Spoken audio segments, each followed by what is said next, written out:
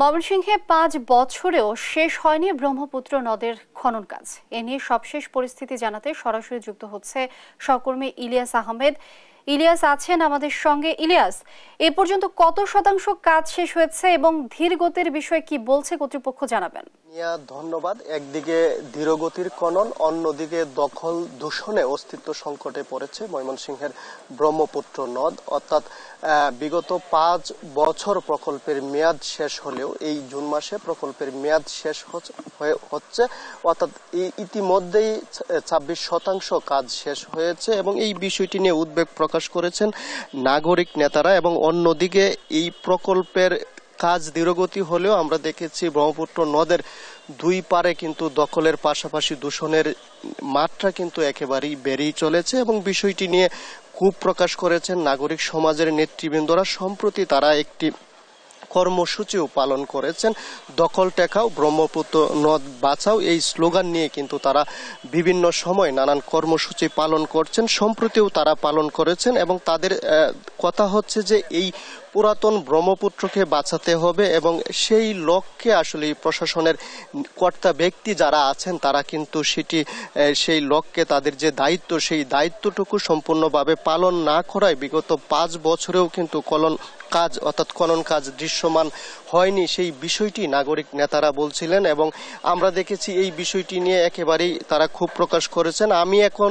যদি বলি যে আমি এখন রয়েছি ময়মনসিংহের কাছারিঘাট এলাকায় রয়েছে, আপনার মাধ্যমে একটু দেখাতে চাই একেবারেই ব্রহ্মপুত্র নিচের অংশটুকু আপনি ভিডিও ফুটেজে অংশটুকুতে কিন্তু স্থানীয় ব্যবসায়ী যারা আছেন অর্থাৎ প্রভাবশালী সহ অন্যান্য নেতৃবৃন্দ যারা আছেন তারা কিন্তু ছোট ছোট দোকান গড়ে তুলেছেন। এখন এখানে কিন্তু একটি ব্যবসায়িক জোন হিসাবে গড়ে উঠেছে। অর্থাৎ এই দখলদারিত্ব আরো কিন্তু ব্যাপক হারে বাড়ছে। অর্থাৎ এই বিষয়টি নিয়ে প্রশাসনের কর্তা ব্যক্তি আছেন, তাদেরকে কিন্তু নজরদারি করার পরও আসলে এই দখল কোনোভাবেই ঠেকানো যাচ্ছে না। সেই বিষয়টি নিয়ে বিভিন্ন সময় আন্দোলন এবং কর্মসূচি পালন করা হয়, তারপরেও কিন্তু সেই বিষয়গুলো থেকে আসলে যারা দখলকারী আছেন তাদেরকে কোনোভাবেই সরানো যাচ্ছে না এবং এই নিয়ে কিন্তু অনেকটাই ক্ষোভ প্রকাশ করেছেন। যদি বলি যে ২০১৯ সালে পুরাতন ব্রহ্মপুত্র নদ খনন কাজ কিন্তু শুরু হয়েছে ২,৭৬৩ কোটি টাকা ব্যয়। অর্থাৎ এবছরের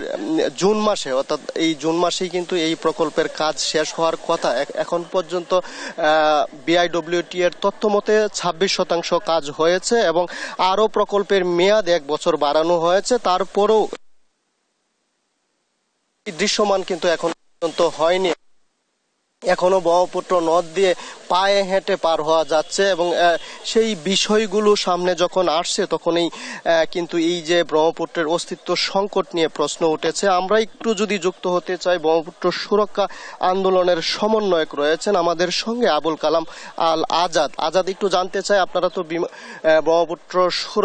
ব্রহ্মপুত্র রক্ষায় কিংবা ব্রহ্মপুত্রের যে খনন কাজ সেটি যথাযথভাবে যেন হয় সেই লক্ষ্যে কিন্তু আপনারা বিভিন্ন সময় কথা বলেন, আন্দোলন করেন। আসলে কি অবস্থা এখন যে অবস্থা, যদি আমরা খালি চোখে আমাদের পাশের নদীটাকে সাক্ষী রেখে বলি যে নদীটার প্রায় ৯০%কে ভরাট করা হয়েছে দুই পাশে এবং মাঝখানে খনন হয়েছে বলা হচ্ছে ২৬ ভাগ বা কখনো শুনি ৩৬ ভাগ।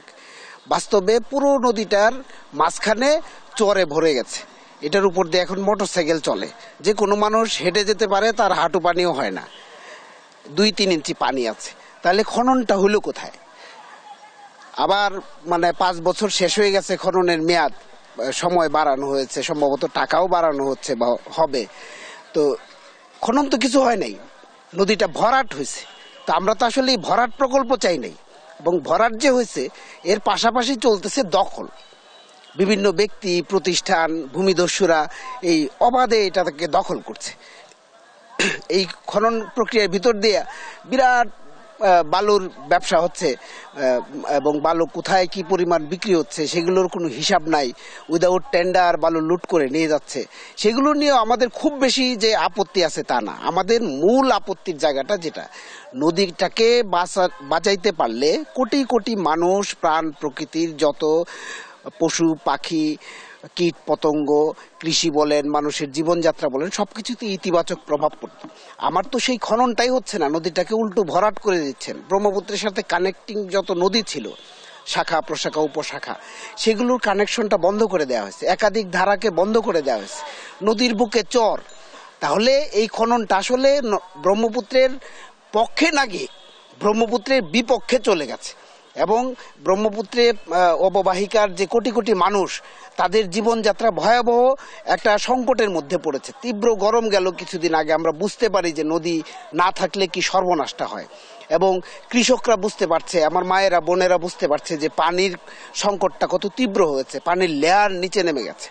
এই অবস্থায় আমরা চাই, আমরা সবসময় দাবি করেছি যে ব্রহ্মপুত্রকে নিয়ে আগে পর্যাপ্ত পরিমাণে বৈজ্ঞানিক গবেষণা হোক, এবং এটি খননের জন্যে একটি যথোপযুক্ত পদ্ধতি অবলম্বন করে মানে দীর্ঘমেয়াদে একটা মহাপরিকল্পনা নেওয়া হোক, যে মহাপরিকল্পনার ফলে এই ব্রহ্মপুত্র আবার সতেজ হতে পারে। ব্রহ্মপুত্রের যে উৎসটা মানে যমুনা থেকে ব্রহ্মপুত্র মাঝখানে গাইবান্ধার দুটি ইউনিয়ন 10-12 কিলোমিটার, যেখানে নদী নাই, উধাও হয়ে গেছে, সেই জায়গাটিকে যদি অবমুক্ত করা যায়, খনন করা যায়, তাহলে কিন্তু ব্রহ্মপুত্রের প্রবাহ এমনিতেই বাড়বে। এই 3000 কোটি টাকার প্রকল্প লাগে না। দ্বিতীয় যে কথা, পথ পদ্ধতিটা সুনির্দিষ্ট করে যদি মানুষকে আহ্বান করা হয় যে আপনারা এখান থেকে বালু উত্তোলন করুন, এখান থেকে এই পদ্ধতিতে এতটুকু জায়গা থেকে, তাহলেও মনে হয় যে বিনে পয়সায় এই নদীটা খনন করা হয়ে যেত। এখন হাজার হাজার কোটি টাকা বরাদ্দ হচ্ছে, নদীটাকে ছোট করা হচ্ছে, সংকীর্ণ করা হচ্ছে, এবং নদীর বুকে চর, 1 ইঞ্চি পানি বাড়ে নাই, প্রবাহ বাড়ে নাই। তাহলে এটি জনমনে বিরাট প্রশ্ন এবং ক্ষোভের জন্ম দিয়েছে। পাশাপাশি আমরা দেখতে পাচ্ছি এই নদীর পাড়টাকে কিছু আমলারা মনে করছেন যে এটি সরকারি জায়গা।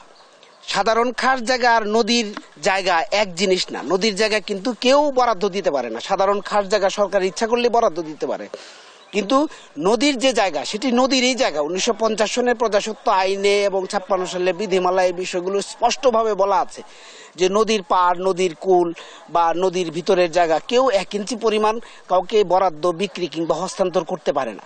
কিন্তু আমরা বিভিন্ন সাইনবোর্ড দেখছি, মসজিদ হচ্ছে, মন্দির হচ্ছে, আমরা যেখানে দাঁড়িয়ে আছি তার পাশে সাইনবোর্ড দেখতে পাচ্ছি যে সেতু বন্ধন হিজরা সমবায় সমিতির নামে সেখানে জমি বরাদ্দ দেওয়া হচ্ছে। এটি আসলে আইনগতভাবে খুবই অবৈধ কাজ এবং নদী স্বার্থ বিরোধী কাজ। আমরা চাই। ধন্যবাদ লিনিয়া। শুনছিলেন যে আসলে তিনি বলছিলেন যে এই নানানভাবে ব্রহ্মপুত্র নদ কিন্তু আসলে এই খনন কাজ সঠিকভাবে হচ্ছে না, অর্থাৎ যথাযথভাবে হচ্ছে না, সেই বিষয়টি এই নাগরিক নেতা বলছিলেন, এবং তাদের দাবি হচ্ছে এই পুরাতন ব্রহ্মপুত্র নদকে বাঁচাতে বৈজ্ঞানিক উপায়ে যেন কাজ সম্পন্ন করা হয়, সেই বিষয়টি বলছিলেন। এই ছিল আমার কাছে ময়মনসিংহের পুরাতন ব্রহ্মপুত্র নদ দখল দূষণ নিয়ে সর্বশেষ তথ্য। লিনিয়া। ইলিয়াস, অসংখ্য ধন্যবাদ আপনাকে। দর্শক, ময়মনসিংহ থেকে যুক্ত ছিলেন সহকর্মী ইলিয়াস।